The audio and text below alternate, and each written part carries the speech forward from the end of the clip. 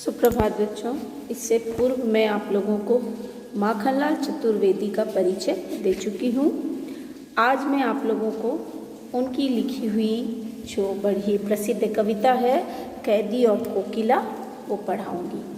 तो आइए पाठ को आरंभ करते हैं। जैसा कि मैंने आपको पूर्व में ही बताया कि इस कविता का संबंध भारतीय स्वतंत्रता संग्राम में हिस्सा लेने वाले व्यक्तियों को जब कैदी बनाकर रखा जाता था तो उनके साथ क्या व्यवहार होता था इससे है। कवि जो है एक बार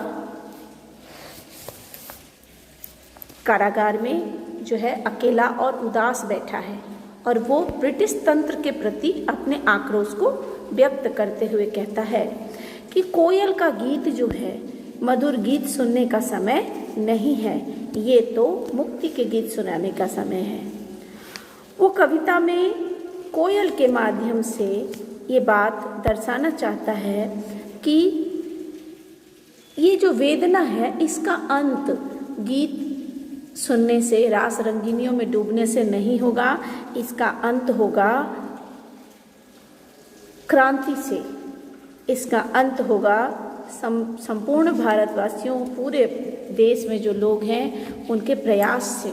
ये तभी संभव हो सकता है। तत्कालीन जो प्रशासन था वो जेल में रहने वाले जो कैदी थे वो चोर लुटेरे नहीं थे, वो देशभक्त थे जो अपने देश को आज़ाद करने के लिए आवाज़ लगाते थे और इस पर उन्हें जेल में बंद कर दिया जाता था।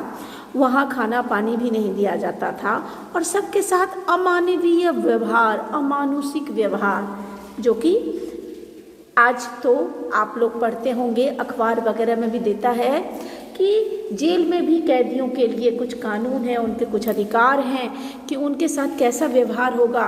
बेवजह उनको मारना पीटना भी अलाउड नहीं है, जबकि चोर डकैत हत्यारे लुटेरे होते हैं वो। लेकिन उस समय में जो जेल थी हमारे देश में वो सब की सब देशभक्तों से भरी पड़ी थी, उसमें देशभक्त भरे हुए थे। अब कभी अकेला है और रात्रि में उसने कोयल की आवाज़ सुन ली है तो वो कोयल से प्रश्न करता है, क्या गाती हो, क्यों रह जाती हो। उसके गाने के बारे में उत्सुकता से पूछता है कि कवि कि हे ए कोयल, तुम क्या गाती हो और गाते गाते रुक क्यों जाती हो, क्या लाती हो संदेशा किसका है। कोकिल बोलो तो, तुम क्या लाई हो, क्या तुम मेरे लिए किसी का कुछ संदेश, गुप्त संदेश लेकर आई है, बोलो तो, बताती क्यों नहीं। अब कवि अपनी जो है दशा, दुर्दशा के बारे में बताता है। ऊंची काली दीवारों के घेरे में, डाकू चोरों बटमारों के डेरे में। जेल की दीवारें ऊंची हैं वहाँ पे, और जेल किसके लिए